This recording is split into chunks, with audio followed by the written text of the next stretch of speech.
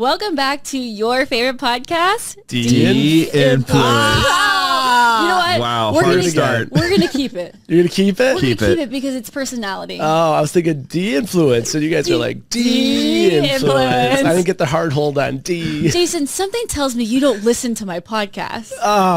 Which is so weird because you're exactly in our demo. You would think. Our large male audience. You know, I just had you on my podcast, and I know everything about you, but I did not hit play on any of those episodes. I gotta say, out of all the podcast interviews I've done, like I've never had someone do such in-depth research. Oh, yeah. I'll take it. Your team is probably amazing, I'm assuming. They're good, but I do a pretty good amount myself. Yeah. Because I'm like, if you're giving me your time, I like really want to make it special. And also with my podcast, it's very business focused. So if you don't know the stats, it's hard to get to like good questions. No, it was great. We had a good time. Y'all have to listen to it after this. But let me do your little introduction. Jason Tartick is here, y'all. Jason is a 35-year-old corporate banker turned influencer, podcast host, and author. After going on Becca Cruffin's season of The Bachelorette, his life took a wild turn and he embraced it. He now owns a talent management company and is the host of one of the top business podcasts on the charts right now. We're so excited to de-influence Jason Tartick. All right, let's do it. Thank you for having me. So that's what we do. We kind of de-influence you because we want to get to know you. Okay. And then we'll kind of go into like your business. We'll put you on the hot seat for a little bit and then we'll wrap up. Let's do it. You nervous? No, I'm excited. I'm excited. Okay, so first of all, I want to start with de-influencing Jason. I kind of just want to get to know who you are. I know you talk a lot about business on your podcast. People know you obviously from the Bachelor franchise, but who is Jason Tartick? Where were you born and raised? And can you tell us about your childhood? Yeah, so I was born in Buffalo, New York, and that's a small city, small town. I was in the suburbs there. Your producer's from, went to school at Syracuse, New York, so shout out to all the upstaters and tri-staters. And I was the kid growing up that went literally door to door, knocking on everyone's door, being like, can Diana, can Jake, can Michael come out and play? I was just always out playing sports 24/7. And in high school, I played hockey, soccer, and lacrosse. I was the captain of my hockey and soccer team and really loved it and ended up playing soccer in college. But like I've always had this intrigue with like where people make their money or what they're earning or where they're spending. I even remember as like a kid always asking me, well, how much did they pay for that boat? Or what did that house cost? It just was always in my natural curiosity. And that has led me in all different directions. I was a banker by trade. I went into finance. And now the podcast, you were just on Trading Secrets. Like what we really do is talk about financial transparency, like where money's made and where money's lost. And at 16, I remember my grandfather sat me down. He was an oral surgeon by trade, and he got completely swiped by a financial advisor, and he lost about 40% of his wealth, and that advisor actually is still in prison.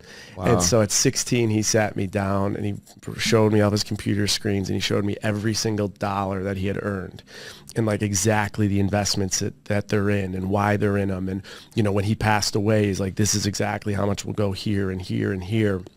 And so he always taught me, like, you know, I didn't know money growing up and I got taken advantage of it, but you're going to know it. And so that was at like 16. But, you know, just a little bit about kind of my childhood. And went to school at Geneseo, New York, got my MBA in accounting and finance.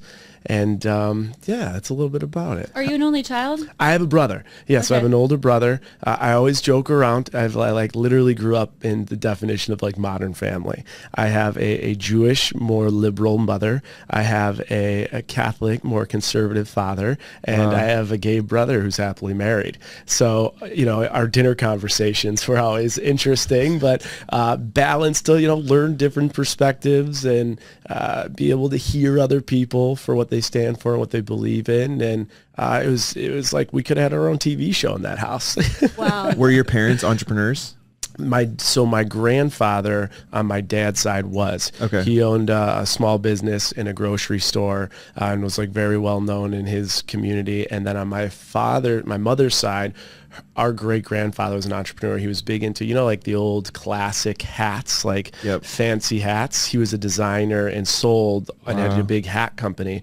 And then what's interesting is the traditional side of him, my grandfather, my mom's side, he wanted to be an actor and he wanted to be into singing. But his father, who owned the hat, said, in this family, you're going to do one of few things. You're going to be an accountant, you're going to be an attorney, or you're going to be a doctor.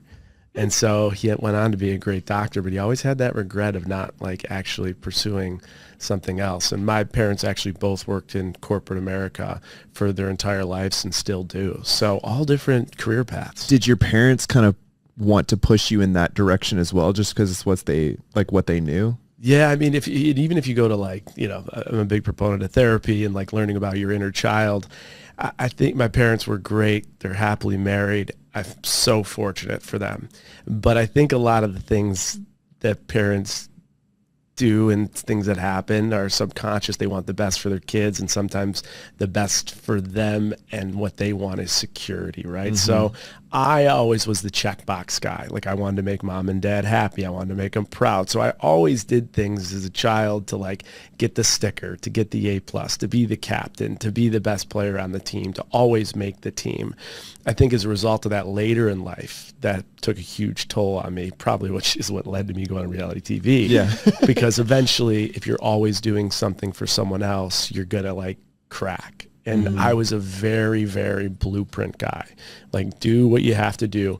Never get in trouble. I never had detention. I never had suspension. I sure had a ton of fun, but never got caught doing it. And, you know, that they always wanted me to go into an area that created safety for them, right? And safety was getting good grades, graduating from college, getting your MBA, going down the corporate path. So, you know, inevitably when I took a detour into reality TV, you can imagine that kind of shook their feathers up. Surely now they're good with it. You have a path. You have a path that worked out. You're successful now. You know, what's the dynamic like now? The funny thing is that like I remember when I got off the show of reality TV, this was in The Bachelor in 2018. There was this new concept of influencing on Instagram for reality stars. And I'm like, hey, Mom, I just got paid 15 grand to, post a weighted blanket. And she's like, what the hell? And, of course, the next conversation is like, this will never last. This will never last. Yep. Fast forward to 2024. And no joke, last week, my mom was like, I have so many different perspectives I want to put on TikTok. Like, what do you think about that? I think I could do it. I'm like, oh, my God. That is so funny. That's how, my mom is like doing this influencer thing now, too. And it's been 12 years for me. It took 12 years, but now she's finally like, Danny, which post do you think will do better? This sweater or this one? Isn't that funny? It's so they made the shift. Full circle. They made the shift. You pulled them to the dark side. They judged us, and now they're coming over. I think that's the story with like every internet kid. It's so like their parents being like, what the heck? I sent you to college, and now you're going to be a YouTuber. Because like you said, that generation, I mean, what they ultimately value is safety and security. Mm-hmm. That's all our parents really wanted for us. And that was like the way you achieved that was through your college degree. Yeah. And now it's just so different. Like Jordan's been telling me, he's like, our kids aren't even going to go to college. Oh, no, I'm not long college. I think by the time our kids are 18, it will be obsolete.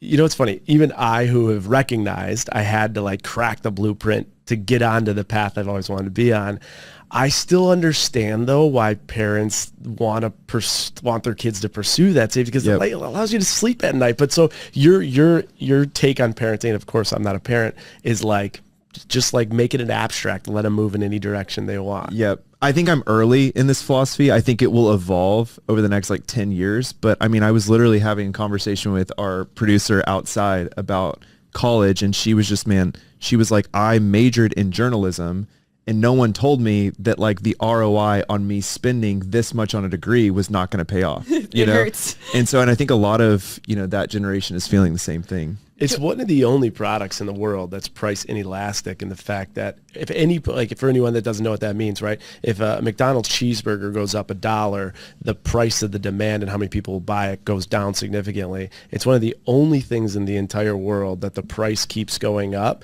and as a result, the demand keeps going up. So it's price inelastic, which is why it's so expensive. So true. Jordan is very into sending our kids to trade schools. No. Like what kind of trades? I mean, like plumbing and like building cabinets. To be clear, not long term. He's very into like when they're like 12 or 13, having them learn useful skill sets in the trade so that like later on they know how to do things with their hands. Because I guess my whole philosophy is that AI is coming in. I think it's actually going to attack the white collar jobs before it attacks the blue collar jobs. And I think it's going to force a lot of people into trades where your plumber will be able to raise his hourly rate because there's a scarcity of plumbers. There's a scarcity of people who know how to do things with their hands and build things. Female plumber, I'm telling you. There was It's a niche. there was a Harvard business case study I read on Home Depot, and I think it was in China. I think it was in China where they just built a ton of stores out there, but the reason their model completely failed is because there's no do-it-yourselfers out there. Like they will outsource all of it, right? Yeah. So, and the reason I bring that up is because I do feel like, and I don't have any studies to back this up, but I feel like in America, like we are doing less of DIY and we're doing more of outsource. Yep. And to your point, if AI starts to swipe some of the big jobs, and then we don't know how to do things because we're outsourcing it, there's going to be huge money in some of those, like, and I hate to say it, but like boring businesses, like electricians and plumbers and HVAC, and those are 100%. And they're huge industries. Yep. Huge. Okay. Now, like private equity is actually like taking all these plumbing companies and rolling them up. Yeah. And then selling them to the bigger companies. Wow. What's your I want to ask this question before we move on. We're in the South, and this is like a very Christian South thing. Do you know what the Enneagram is? Yes, I do. What's your Enneagram number?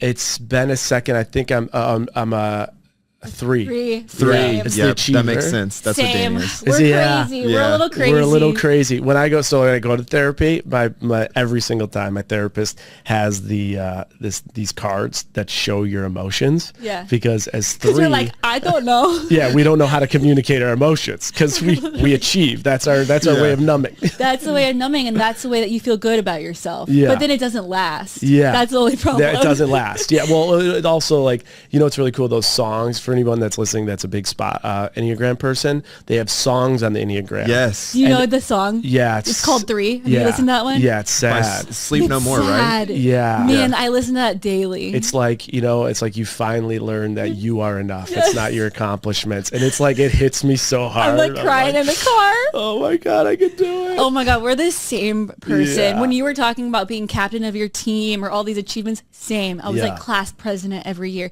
Captain, had to be like the top of every role, honor roll. And the funny thing is like, I didn't really care about that. Yeah. I just wanted my parents to be proud, or I wanted that like approval. Yeah. But man, it's exhausting. So Like if you asked really- me at 25, I'm 35 now, but if you asked me at 25, who are you and what do you like? I would have no idea. Same. It was You'd be I like, I'm captain of the hockey team. Oh yeah. I just lived my life through like identities and labels and job titles and stuff like that. What's your Enneagram? One. One? What- Perfectionist. Oh, It's wow. horrible. Wait, that's a wild combo. Yeah. Yeah, we're I wonder why crazy. you guys are so successful. No, We're a crazy couple. It's real bad. we gotta sit down and be like, let's not talk about work for a second. Yeah. Like, how was your day? How do you shut it off? We've Yeah. gotten way better at it, but I Yeah. think that when Danny has a vision of what is going to achieve something, my lot in life becomes achieving that from a perfectionist standpoint. So it creates this like hamster wheel that we get on where it's like more, and I'm like, keep up, perfection, got to be built right, etc. And But so we're a really good team, and like, I'm not gonna lie, like we have a lot of fun doing it. Yeah, Like, we we do. love working together, and Yep. we're so different. Like a 3 and a 1, we're so different that we just don't step on each other's toes. I was gonna say, do you butt heads though, working together? Not as much anymore. I mean, we've been working together since 2017, and so we've definitely had our ups and downs, but we also have like really strict boundaries now that we don't cross. I think that came when we became parents. Like at a certain point, you're like, you just can't. Like you can't work past 5. Like we have to prioritize family on the weekends, and that's made us really healthy. And I think biggest pro tip too is we've established lanes that don't cross over that much, Yeah. right? So it's like I had the divvy lane primarily, and we're both involved in both, but I had the divvy lane primarily. She had the Danny Austin lane, and it was kind of like very clear paths. And then we would also put A person in between. no, like, truly, the team that we hired was because I was so tired of being the guy that was blamed and wrong for things that I was like, I'm going to put Jenny here. Yeah. And now it's like, hey, I'm sorry. That was Jenny. My So bad. if we have like something that we have to do together, it goes on both of our calendars, and like we don't communicate about it. It's like we talk to Jenny. Oh, interesting. We have like a middleman. When I put on my personal hat, I'm a totally different human than when I put on my business hat. Yeah. Like it's totally different everything. That means you're a really healthy 3. Yeah. Okay. that good. you know how to do that. Oh, Therapy interesting. for threes Thank you guys. is No, amazing. truly. Yeah. Therapy for threes is my point. It's essential. But do you have like personal hat, business hat? Like when you guys are parenting, is it different? Like when like different personalities when you work together? 100%. Okay. Yeah. Yeah. When I am a parent, I turn into a 7, which is like, I'm just here to have fun and I'm just here to like live life to the fullest. And I go like extreme off the radar. Like I don't want to be like with work anymore. Like it's almost like 2 extremes. But yeah, I would say we both are. Yeah. You're probably more kind of consistent in your role as a I know. perfectionist. I'm always a perfectionist. I can't turn it off. It's terrible. We'll be really interesting parents. We'll see how our kids turn out. But I'd be curious, like what season of life or what achievement you hit where you said, I need to start going to therapy. Because, you know, the achievement cycle, I've seen this in Danny, it works until it doesn't work, right? I can be the captain until I realize, man, I've hit all these accolades, I've hit all these goals, and it's still not enough. So what was the season of life you decided, hey, I'm going to start going to therapy? It was actually my ex had said like, you should really give it a go. Like give it a go, give it a try. And I was always like standard 3. I was like, everything's great. Like I don't need to do that therapy. I got no issues. Like, what do you mean? There's nothing to work on. Like I'm good. Life is good. I'm happy. Like, what do you mean? I don't even, if I have a problem, I'll go to therapy, but I don't have a problem. Yeah. And then, you know, it's funny because I had my first call with my therapist who I still work with. And she says to this day, and she's been in the business forever. She goes, on that first call you and I had, I've never had anyone in my life. She used the word convince. Try to convince me that everything in their life was so perfect. We're like selling it. Yeah. She's like, you literally, and she goes, but you're also, she goes, what I really realized too is like how much you protect and care for your loved ones. Because on that call, you had said like, you have the best parents in the world. They always did right by you. There was no trauma that you experienced from your parents, how much you love them. So like she says, just in that call, I learned so much from you. And I think my whole journey to therapy was that my issues of not wanting to go to it were actually the current issues I was dealing with, of not understanding what feelings are, not knowing how to communicate them. When issues come up, run from them. Don't jump into them. Don't step into conflict. Create less disruption and keep achieving, keep being good. And that's really a really sad way to live life, right? Yeah. Because you're coasting and you're missing so much about who you are and what makes you you and connecting with other people and what makes them at a deeper level. So I'm beyond thankful I went. But yeah, I kind of had to be like pushed a little bit to go give it a shot.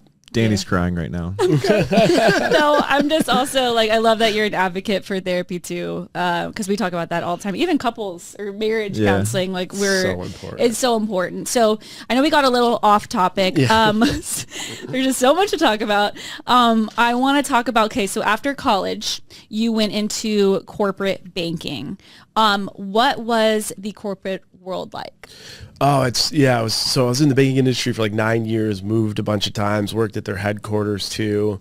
It's very bureaucratic. It's very, be the yes person, you'll prevail. It's a constant, a little bit of the negative of it is there's a constant illusion of how you get to the top. That illusion is what also will drive you to keep working harder and harder. And if you don't create boundaries in corporate America, you will be swallowed up. Right. So I didn't even know what a boundary was. And for me, I would go anywhere, everywhere, anything to get ahead. So I moved from New York to Seattle. I didn't know one person in Seattle because the opportunity made sense and I thought it would continue to get me ahead. So it's a lot, and it's a lot of politics. Wow. You look at politicians and they talk about their ability to be able to like bob, weave, and maneuver. I just remember at headquarters, like it was constant game of who are you having coffee with at 7 a.m. at the Starbucks that's below the elevator bank so that people would see you with those people before the workday started, knowing that you were in the right circles. It's like almost like high school. And I hate it. I hated that part of it. But there's also a lot of good with it. There's a lot of stability. There's a lot of benefits that come with it. And in a lot of organizations, there's more and more transparency to, if you do X, you will get Y, and that's how you can better off your career and your lifestyle. So it was a grind, but at the end of the day, one of my biggest motivations to this day is to continue to work so I don't have to go back into that corporate America setting unless I want to go on my my benefit and not having to be there, if that makes sense. What side of banking were you on? Like investment banking or? So it was cool. I did this management program where we saw every single area of the bank. So every single component of the bank, A to Z, we got to spend time with leadership and in those groups. We worked in private banking. That was one of them. And then I went into I was underwriting, so underwriting loans. Wow. And then I went into strategy, which was really cool. So you're working for the head executives of the whole bank that are deploying strategy for the entire bank, A to Z. From our bank, it was Alaska to Maine. So you're taking all the analytics to drive different strategies to produce more revenue. And then I ended up going on the debt side of the business where we were doing lending for companies that earn revenues of $100 million and greater. Yeah. And we were doing all different stuff with them, like FX work and, interest rate hedging and all different, equipment finance, real estate transactions, but it was all connected to lending. That's so cool. What is like the biggest, I obviously know corporate world versus the influencer industry is so different, but there's also some challenges like in the influencer industry. What are there similarities there? Like you said, okay, it's all about like who you went to coffee with or do you ever feel any of that in the influencer industry? I think in the influencer industry, you can totally make it your own. Yeah. And I think there are some people that don't network or collaborate with anybody and they're just so great on their own and they do extremely well. Yep. And there's some people that live and die on that. Mm-hmm. So I think that's one thing. I think probably the biggest commonality between corporate America and the influencer space is that you're constantly walking on a tightrope and the fact that any day you can make the wrong move and it's done. Yeah. You could say the wrong thing, you could do the wrong thing. And ironically enough, I lost my job because of something that was said on a podcast by my ex. And so I ended up getting fired from it. And so can you share what was said? Yeah, it was a story about, I wrote my second book, I tell the full story, but it was just a story about, things that couples do when doors close. Okay. Really? And so that's, but it wasn't like illegal or anything. No, and it wasn't even about the bank. No, it wasn't about the bank. Yeah, it wasn't about the bank at all. That's so dumb. Like if you read this story, it's like a PG story. Yeah. And so, but it hit headlines, and the headlines that were hit by it put them in a situation where they said either you got to like quit all social media, quit all this stuff, and just focus on the bank, or you can just go out and restart everything that you're doing on your own. So the big word they kept using in that meeting was restart. They're like, you can restart here at the bank or restart outside of the bank. And so the first book I wrote was called The Restart Roadmap because of that predicament I was put in. Funny. But yeah, so that's the biggest thing is that in corporate world, one story, one moment, you can be fired. There is no long-term, like no one in the corporate world for the most part has a contract that says that they have to be there or will be there for a year or two, right? You're a free agent, just like in the sports world in corporate America. And in this world you are too. Mm-hmm. Like, the idea of longevity is the hardest battle to work with. And, one bad interview, one bad day, and it could all be gone. Or you take some time off and I'm like, am I irrelevant now? Do people care? Does the algorithm? Does the algorithm care about me? Yeah, like time off in this space. It's so hard because there isn't that stability. So you have to create your own momentum, really. Totally. 100%. Can I ask you this? Do you think that looking back, their perspective should have shifted from seeing like your social media stuff as more of an asset? Because I'm sure client relations is a huge part of your role there, but this was probably early on. When did you get let go? Yeah, no. So when I was there, I was a vice president, senior banker. So my main role was working with CEOs and CFOs of $100 million plus companies and doing the transactions and work with them. But within roles like that, to your point, you're doing a ton at that level. You're dealing with people that are the most influential in the community. So you're going to huge non-for-profits, huge galas. You're working with CEOs at very large levels. So I noticed that when I got off the show, they were kind of positioning me to do speaking arrangements here to make sure I showed up at these events to like kind of play into that a little bit. Mm-hmm. And I was cool with it. I was like, hey, you guys let me go on the show. Let's do it. Yeah. And then the first time that anything happened that, well, of course, wasn't something I had even said, it's like, this is how this is going down. Like the first time. I did 100 acts of things to kind of use this little platform that I have, but the first thing and I'm done. So yeah, you should have been like, you guys should see my DMs on a daily basis. This is nothing. This is So nothing. it's like, wait, what? This is what did it of all the things? No, it's crazy though how, it's so funny. I think a lot of people have had opinions about how much, I would have handled this situation differently, or I would have done this differently, until they're actually in the crisis themselves.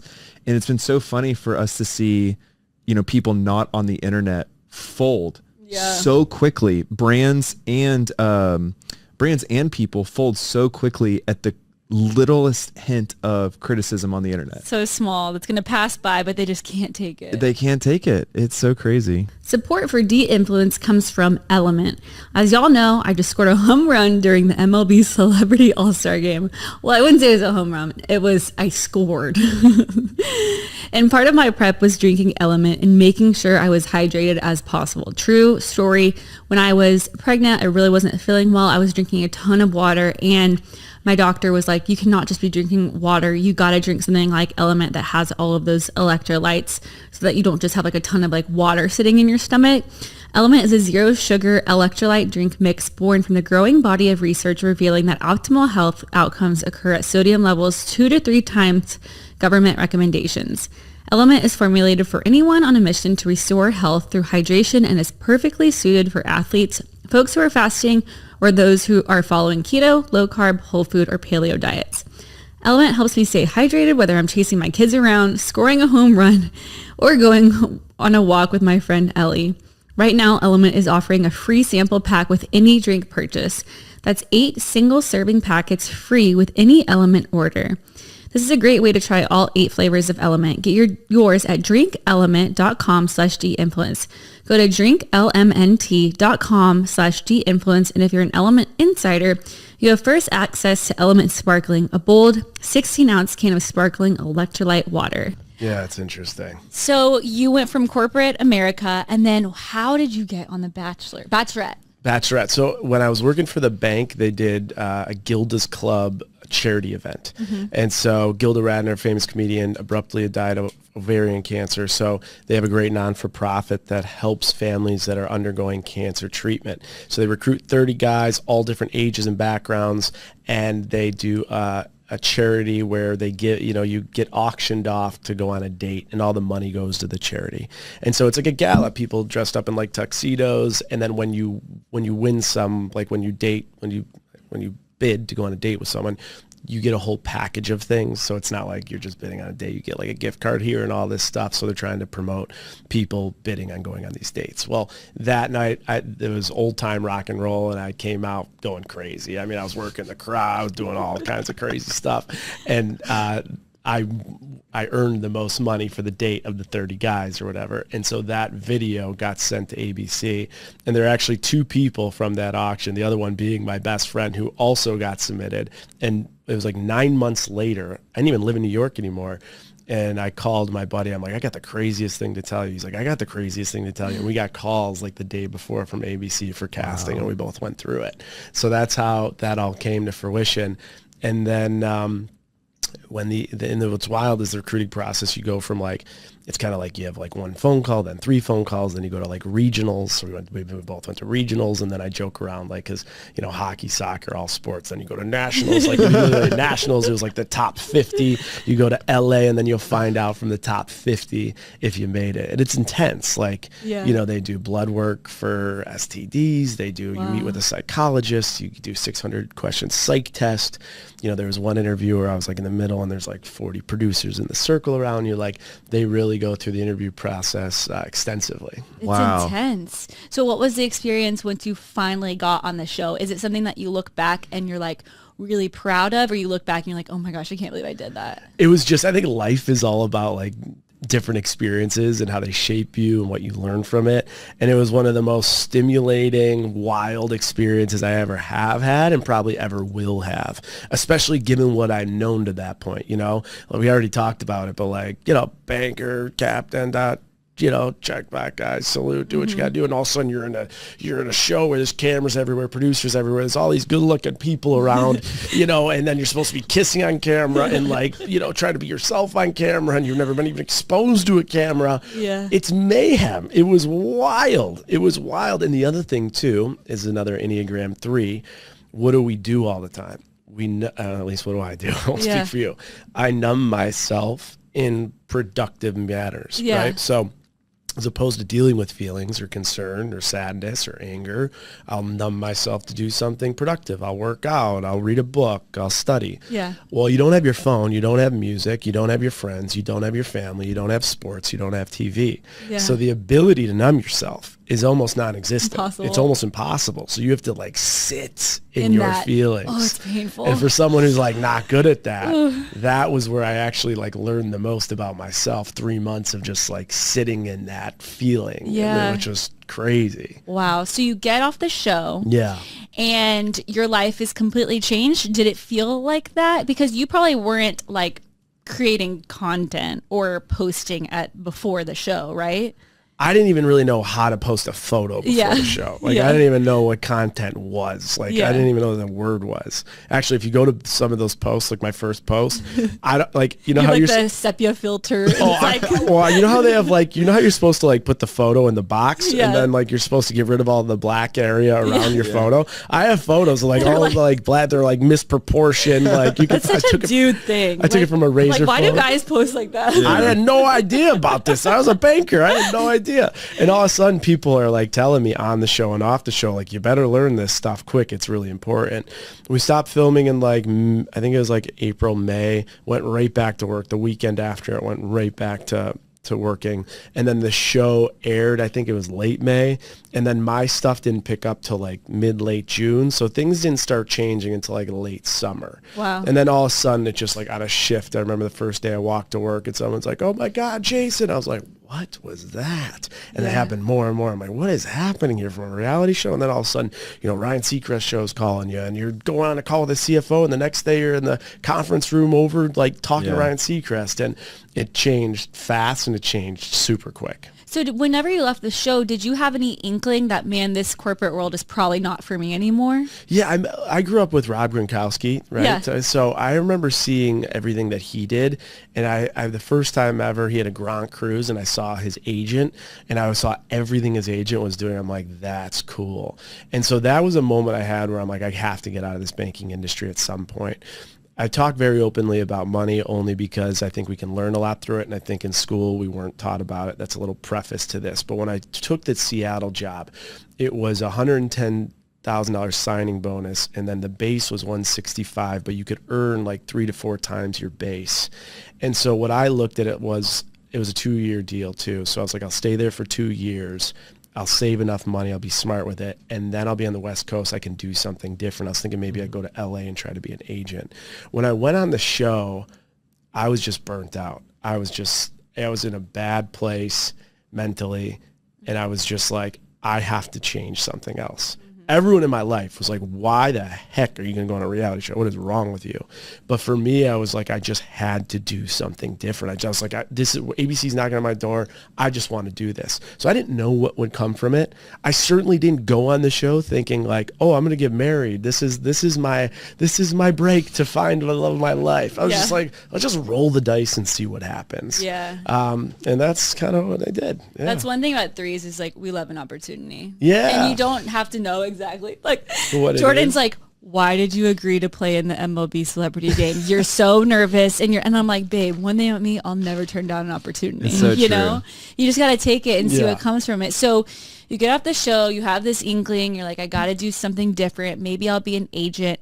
At what point then you ended up being let go or you quit your job, right? Yeah. Shortly after? Well, it was about a year after. I did it for a full year. You did it for a full year? Yeah, so I call it the double dip year where I'd be working full time and then, doing a bar appearance or doing a weighted blanket there or whatever the heck. I didn't know what I was doing or trying to maneuver this whole double life. I'm surprised you were able to do that for a year. It was very stressful. Because when we first got together, I was doing the same thing and I felt like a house divided every day. It's she's in, Fiji or something, and I'm in a conference room, and then we would flip, and then I would go on a trip with her. It's just a very weird dynamic. And I'd be like, I'm getting paid to be here, and he's in a conference room. It's almost like I didn't know how to please both masters. Like I felt one day I was having this conversation with my right side of the brain, then the other day I was doing this left side. I'm surprised you lasted for a year. It was extremely stressful, especially like when you'd call off. Like I'd call off sick for something, and then all of a sudden I realized like, oh boy, they might see that I'm on Today's Show or something. So then I started just being very honest with it,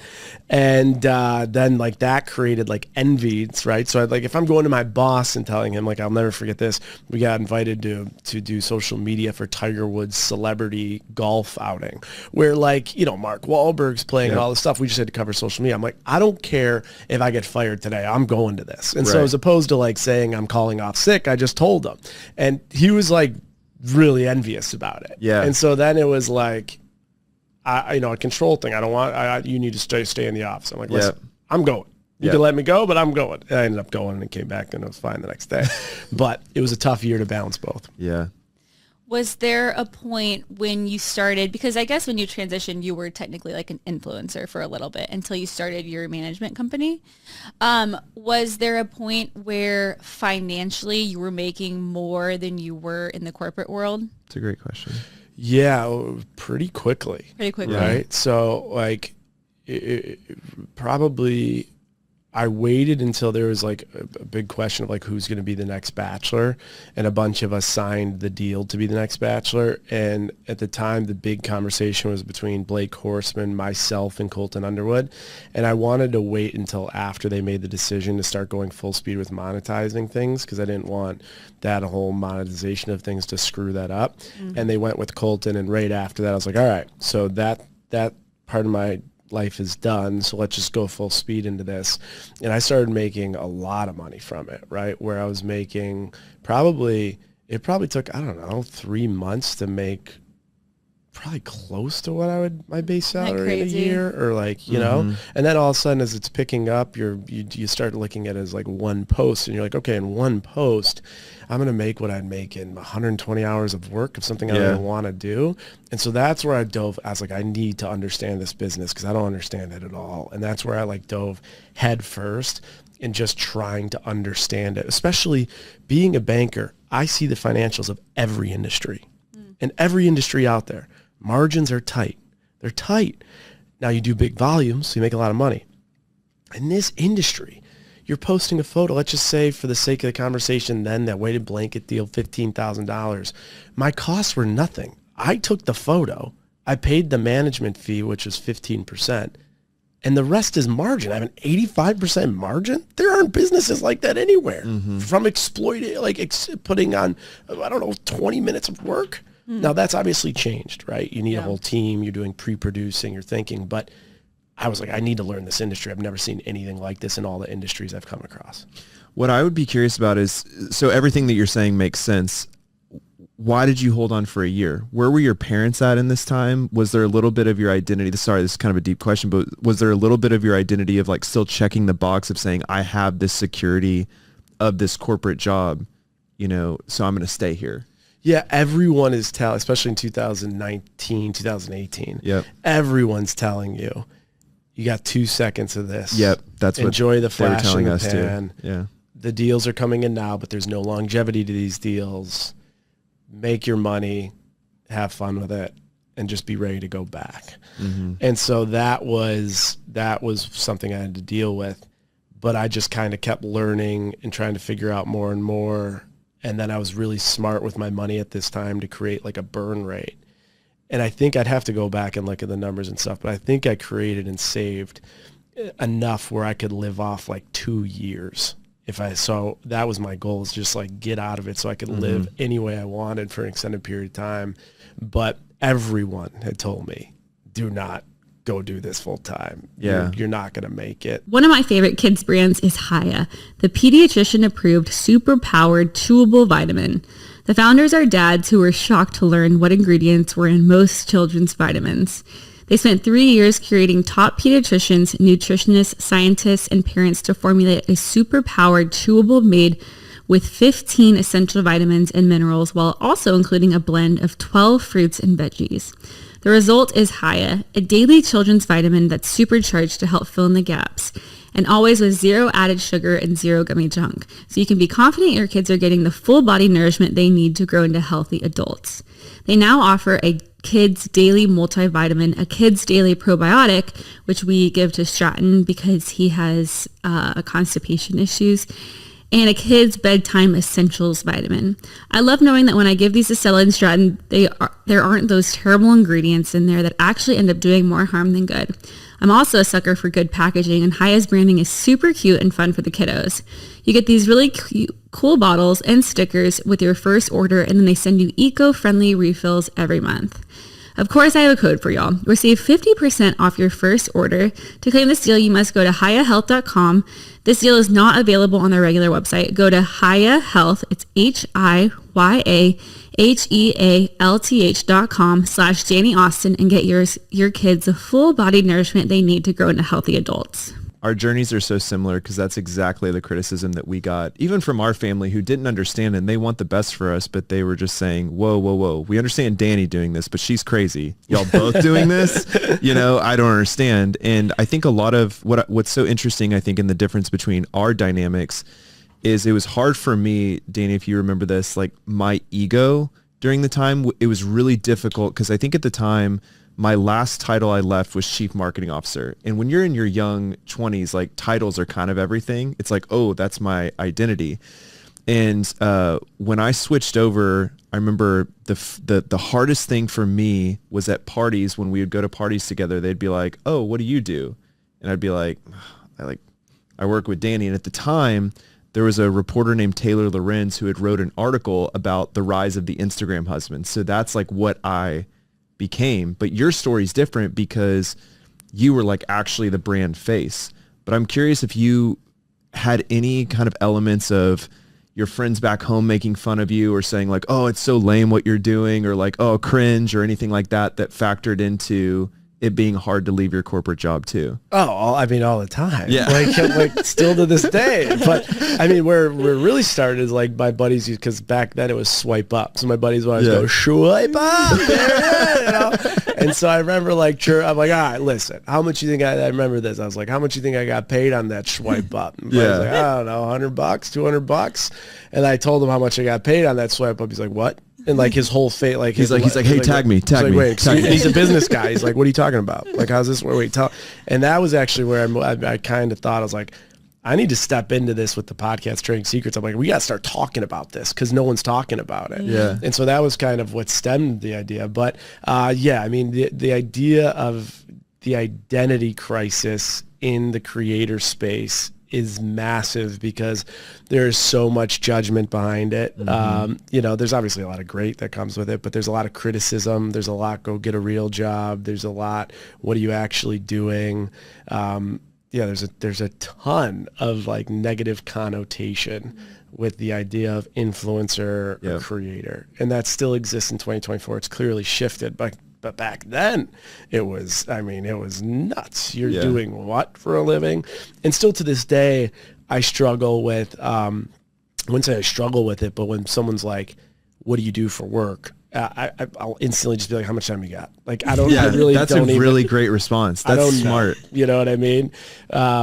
So, and I deal with like a little imposter syndrome. Like I clearly can't refer, I'm a 2-time published author and we had a best-selling book for both of them, but I'm not an author. Like I was, and I guess I've written books, but I'm not an author. And then even like podcaster host, I'll be like, yeah, I'm a podcaster. Everyone's like, oh, another podcaster, like, I'm like, where do I tell people? I'm like, I don't know. You say, I'm Jason Tartick. Well, you have to Google admit, it is true that for a lot of the people that went on The Bachelor, it was a flash in the pan. Yeah. And a lot of them you don't remember. So it really is amazing what you've done and what you've built. And the fact that you didn't just stay swiping up and creating content, then you wrote couple books, you launched your own management company and your podcast. What was the sequence of what you launched? The big sequence was I noticed someone came off the next show and they got the same brand deal that I got, and they had more followers and they had more relevancy, and they got paid like 2 times more than I did a year after. And that was the wake up moment where I'm like, I got to figure something out. Otherwise, every year this is going to keep happening. And so that's when I started to go back to my niche and like find out what it was, which actually tied to 10 years of banking experience and an MBA in accounting and finance. So the two big things I focused on were career development, career navigation, and personal finance. And this all happened in 2020. Pandemic hits, S&P 500's like everywhere. That's what everyone's talking about. I polled my audience. I said, could you explain what the S&P 500 is in 3 sentences? Over 250,000 people responded. 91% of them said they couldn't do it. So that's why I kind of stepped into this niche. I was like, okay, I was a platform from a dating show. How do we transition or at least create like just another spoke to something else? And so from that, the podcast came, Trading Secrets, the 2 books, Restart Roadmap and Talk Money to Me came. And then, of course, influencing and creator work in personal finance and career navigation. And then Rewired Talent Management, which is the agency we own. We started that in 2020. And a lot of different things from like speaking and consumer packaged goods investing and all different things all derived from kind of creating this niche that came from a dating show. Out of all of your initiatives, which would you say is the most lucrative? So the most lucrative still to this day, like if I'm talking to my accountant, the highest margins and the most dollar amounts are still coming in from influencing. Right. So I do an episode every year. It's called the Jason Tells All episode on my podcast. People come on my podcast. They talk about where they make money and how they make money. And every year I'm in the hot seat and I talk about exactly what I've made on each thing. So the podcast is doing pretty well, but the agency is like really starting to creep up. Like this year, our goal, and we're getting close to, is possibly breaking $10 million in gross revenue. And so the agency is starting to become a real thing too. Great. Can I ask you about the economics of TikTok? Yes. Okay, because we have built most of our business on Instagram. I think I heard you share that on his podcast. TikTok kind of came out of left field during COVID. The way that I look at TikTok is that you get really high reach, but I still question the amount of community and conversion that influencers can create from TikTok. What are you seeing from TikTokers? Are they converting, meaning selling product through affiliate? What are some of the rates that you're seeing for some of the big names? Like just the overall consensus of where TikTok is at. So TikTok 2020 popped, right? Yep. And then the people that were on there before. Some of those people popped because of timing. Some of those people popped because whatever their niche is, they're extremely talented and they're really good at what they do. The people that are really good at what they do are the people that also built a community and therefore have been able to transition their audience to the other platforms. So if you see someone on TikTok, and this doesn't go for everybody, but for the majority, if they have a big following on TikTok and they were able to bring, let's say, 10 to 20% of their following to other platforms, they're golden. Now, most people weren't able to do that. And so what we've noticed is that there are, when it comes to any type of conversion, it's extremely hit or miss, and there's not a lot of consistency based on like affiliate type programs. Like you might have one person that just really nailed the content, and then TikTok allowed it to go viral. So that one post, that one product absolutely crushed it. Yeah. What we saw about 2 years ago was if you took someone with the same following, same engagement on TikTok or Instagram, the Instagram individual would be making much, much more than the TikTok person. Like people were paying more into Instagram. Some of the thought process behind that was publicly traded company, all the financials are open, based in America, so there's more confidence from the Fortune 100 and 500 companies to deploy dollars into TikTok. What we're seeing now is a mosaic. Like it's very hard to back into why people are getting paid, what they're getting paid, but the people that are still doing TikTok consistently and still driving the engagement impressions they once were are getting paid big dollars. And the other thing that I've noticed is that the dollars are pouring into TikTok a lot over the last year or two. Like if you broke down how much money we're doing TikTok versus Instagram, every single month, the dollars into TikTok are going up and up and up. And, It's FOMO. That hurts to hear. It's FOMO. It's It's herd mentality. It's FOMO. Because like even on the brand side with Divvy, I mean, we know when we spend $1 on TikTok versus Instagram, Instagram's going to return us, call it $3. There's more of a formula there. There's more of a formula. There's more reliability, but there is such a FOMO that we feel not being on TikTok. Well, we're like, take all of our money, just take it. We are on TikTok, but Yes, but from a being more spending standpoint, I spending. think there's a little bit of a FOMO herd mentality with the brands right now. Telling you. Okay, Jason, I got to move on because we don't have a lot of time. I got to put you on the hot seat, and I got to ask these questions for my girls. Because I got to be honest, like my demo probably wants to know these questions. Yeah. Jason, wait, one quick. What's your demo? My demo is it's 90% women, more millennials. I think it's so cool that you, with a 90% female audience, you are teaching finance and you have pivoted your brand so well. I really do mean that. That's Appreciate amazing. it. The That's podcast amazing. is a little different. It's like 70-30, but it's still majority it's women. amazing. Women. That's Yeah. amazing. Okay, first of all, you have a new relationship that Yes. just came out. You are dating Kat Stickler. How did you guys meet? So we met, the people think we met on the podcast, but we didn't meet on the podcast. We actually met like weeks before that in person. So we met in person. Really? What was it like? Oh, I mean, it was from the day I met her. It was like, for me, it was fireworks. Like, Really? Yeah. The second I Did met she feel her. the same? You'd have to ask her. You got to have her on the show. Okay, we can make that happen. Where did y'all meet? At like an event? It was in Tampa, Florida. Okay. Yeah.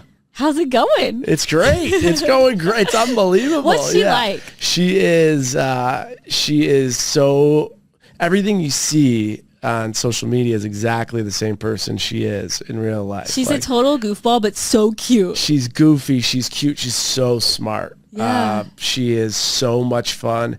The people she loves, she just loves them so much. Do you know what I mean? Like totally. you know those people in your life that you watch the way they love the people they love. Yeah. The way she loves the people she loves is like so special. That's so sweet. And she's just, I can't say enough good things about her. Like she truly is an amazing person inside and out. And she's extremely special. I can't wait to meet her officially. I feel like I know her and that I've met her, but I haven't. I just watch Yeah. her content, and she's just one of those people like you feel like you know. But Exactly. And I had to be a little, just for everyone watching out there, to be a little brief with the intro story, because we haven't even told the intro story. So I'm teasing it a little bit. Okay. There's more love and character with that, Well- but it's coming on either her show or my podcast sometime soon. So I'm just giving you a little well, sprinkle of once it. you do share, y'all got to Yeah. come back on the podcast, Oh, and would we'll love to. we'll do like a double date. She's a huge fan of yours too. I'm a huge fan of So hers. yes, she's amazing. That's She's awesome. Do you want to get married? Oh yeah. Yeah. Oh yeah. Do you want kids? 100%. How many kids? 2 to 3, perfectly. I mean, like in a perfect world, like I'd love to have 2 to 3 kids. Let's see. What was the craziest experience you've had as an influencer? That's a great question. Oh gosh. I think honestly, there's been so many wild ones, but I think I'm going to went to Game 7 of the Stanley Cup because it just happened. The Florida Panthers win. As a result of that, we end up getting connected with the chief operating officer of the Florida Panthers. And all of a sudden, the next day, my dream has always been to just like touch the cup and drink out of the cup. And the captain of the Florida Panthers poured beer out of the Stanley Cup into Kat and I's mouth. We were drinking out of the Stanley Cup. We were like, we did it! And it was Is like there a video so of that? cool. Oh yeah, there's We a gotta video see of that. that. And I've never, like, my goal is always, like, as a kid, I was a hockey player. I love it. Like, I just want to drink out of the Stanley Cup once. And the next day, right after they won, at the game we got to see at Game 7, we got to do it, which was like, no way. My childhood was just completed. That is That's awesome. good. The childhood That's, self was that's a so good exciting. one. That's a great story. Is there a guest that you've had on Trading Secrets that you were super nervous for or like really excited to meet? There's been a ton of them. Yeah? I mean, He's like Danny Austin. well, I'll tell you. I'll say maybe I'll say this one. Maybe like one of the most intimidating. Yeah. Maybe that's okay.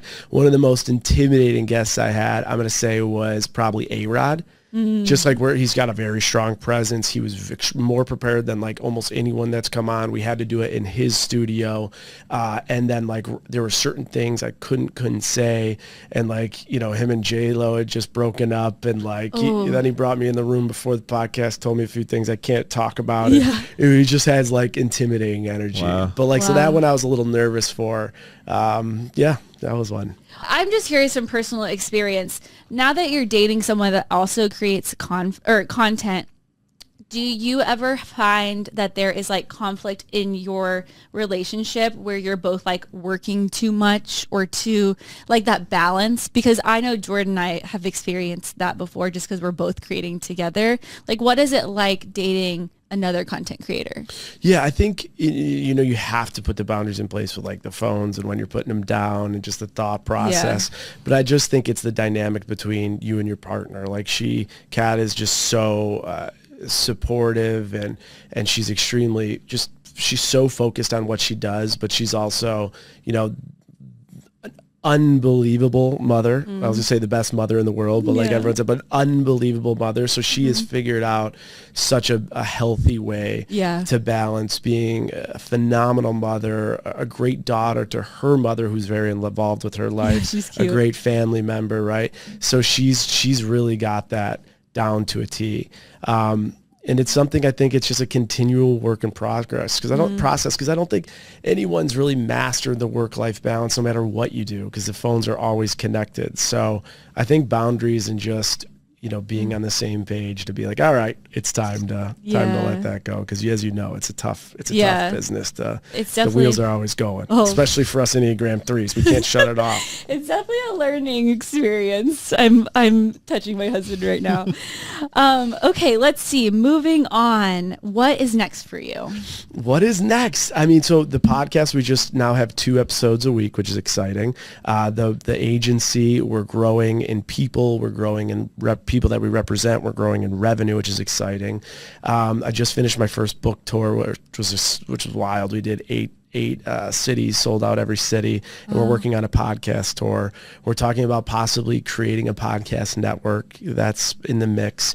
And then lately there's been a ton of hosting opportunities for casting. So I've casted for a couple shows, 1 or 2 we might find out in the next couple weeks. So there might be see you doing that. A show. Yeah, so we'll see. Just like keeping the core of the business going, all the tentacles of the other business flow into what we're doing in every way. Like there might be a guest on the podcast who then we can rep for the agency. So cool. And it's an ecosystem. Just building it day by day, building it and trying to keep the professional, personal, and financial lives all in a healthy place. I love it. Where can people find you? Yeah, so my podcast, Trading Secrets, Danny's on. It's a great episode. You'll have to come check it out.